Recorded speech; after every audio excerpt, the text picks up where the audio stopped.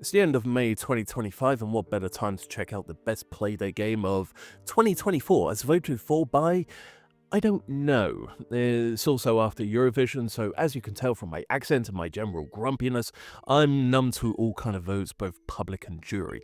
But even better, earlier in this year it received a patch, here is version 1.02, that delivers during gameplay in almost locked 30 frames per second. To remind people, the Playdate has two display modes, 30 and 50, so a lock to this one is nice, and I'm gonna play this on simulator. This is a game that starts with comparisons, many comparisons.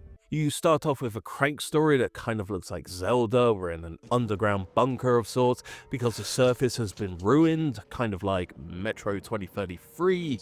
We are given a scroll to deliver. We become some sort of messenger, and with this scroll we have to give it to an owl boy. Okay, that link is a bit tenuous, but I didn't want to do Zelda references twice. And oh, I hate that owl. Twit-twoo, you little Sorry. Echo the Oracle's Scroll is a non-violent Metroidvania, so that kind of language should not be used here. This is a PG experience where we're jumping our way through the apocalypse. But of course, that's not enough. That's never enough. We need ourselves a double jump, then a dash. And now we're playing with Playdate Power, going through platforming challenges to collect coins, marbles, and doohickeys, meeting a casting call of colourful creatures along the way, metaphorically of course, still a 1-bit colour palette, some of which you can bounce off. Whee! There are 250 screens to traverse in this giant map. Some are easier to find, some will gnaw at your insides as you wait for the opportunity to circle back at a later point. There are obligatory crank puzzles. This one here refuses to actually lock into place, and now that I think about it, maybe I should have just pressed a button to confirm the choice. Here is a save for which you don't need the combination for, that I learned through a spoiler, and you need the crank to activate some blocks. Like I said, I played this on simulator, which is why these pixels are so crisp and 4K-like, until it's ruined by YouTube compression, which meant I used the analog stick instead of the crank, man.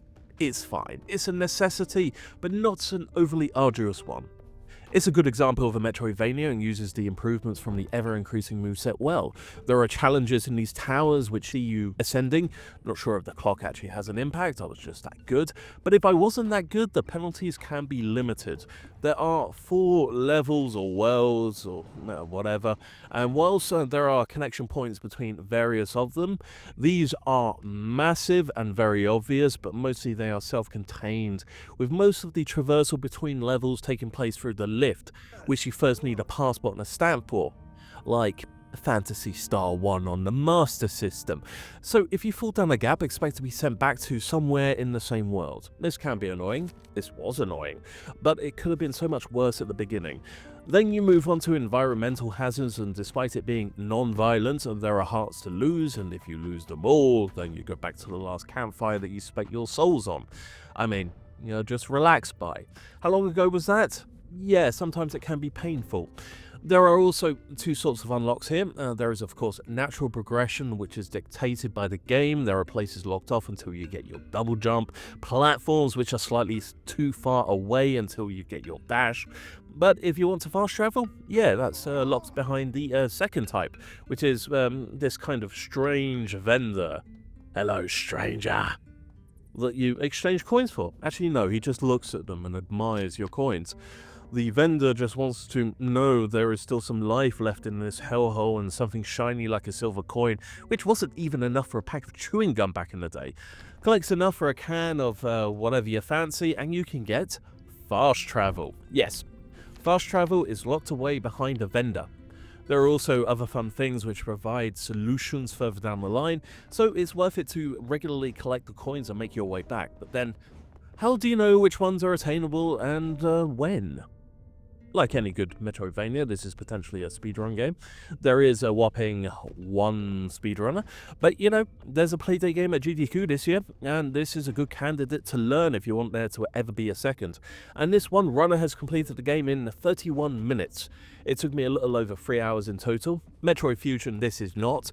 Your way is not always immediately obvious, and there are falls along the way, which meant I was going slowly from room to room, poking at the boundaries, checking the map frequently, but like a lot of Metroidvanias, I think my second go would be a lot quicker. There is a bit to get through though, in the $8 this costs on both Catalog and itch.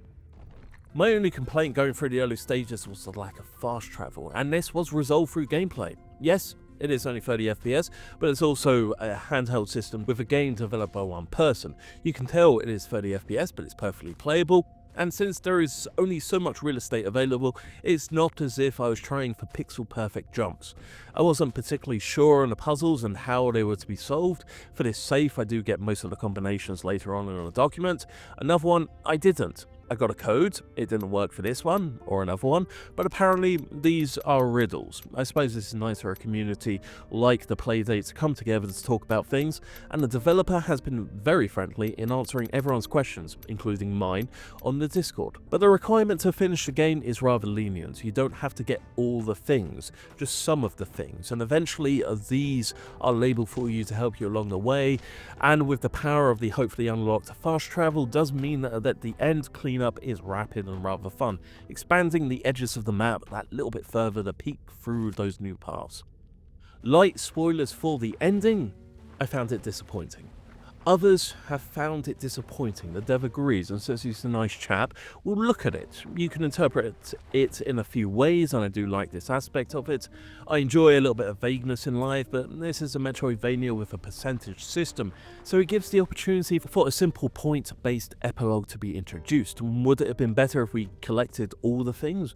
Maybe we should collect all the things. What? The game also wants me to do it in under 3 hours? Fine, I'll play it again. But back to reality, where there's no actual incentive to carry on beyond my own curiosity and weird obsession to 100% things. There's another Metroidvania I need to look at on the Playdate first.